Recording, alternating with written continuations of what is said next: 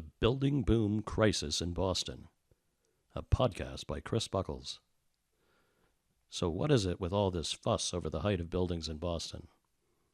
When the Prudential Tower was built, it was the tallest building in the U.S., outside of the Empire State Building and the Chrysler Buildings in New York City. Since then, in the 1960s, the Hancock Tower was built, which became the tallest building in Boston, and in all of New England for that matter, at 790 feet. Much has to do with zoning and height restrictions. Boston currently has some of the most stringent zoning and height restrictions in the country. The current building boom in the Seaport District and other areas of Boston is attempting to challenge those zoning ordinances. A number of projects were slated for 2008-09, but because of the financial crisis, they were scrapped for lack of funders who would be able to finance such large projects. The former Mayor Menino even proposed a 1,000-foot tower near South Station. The height issue states that no building can currently be built taller than the Hancock Tower, aforementioned at 790 feet. The height issue also stems from the FAA mandating that no tower can be built near the waterfront taller than 750 feet, roughly equivalent to a 60 to 70-story building. Then there is the issue of shadows.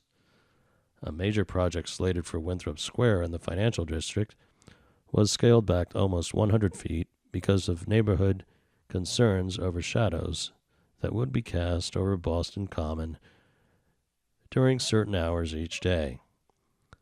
Some of those neighborhood groups have long histories of strong pulls when it comes to developments in their communities. Currently, there are 5 buildings under development that are in the 50 to 60-story range. One at North Station, to be built right over the TD Garden, is under development and will be 60 stories tall. One Dalton, an address in the Back Bay with residences and a Four Seasons hotel, is clocking in at 742 feet and currently under development. So that'll be 60 stories as well.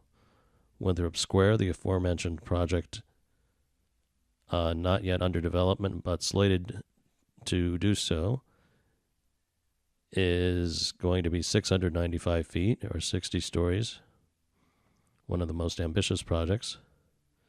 The Harbor Towers are a development that is going to be built next to the aquarium at 575 feet or 50 stories. And finally, 2 towers over the Haymarket Garage are slated to be developed, one at 40 and another at 50 stories, respectively. So there you have it when it comes to challenging the height restrictions in Boston. Stay tuned next week when I discuss the impact these buildings have had on their local communities and the effects on affordable housing. This has been Chris Buckles with The Building Boom Crisis in Boston.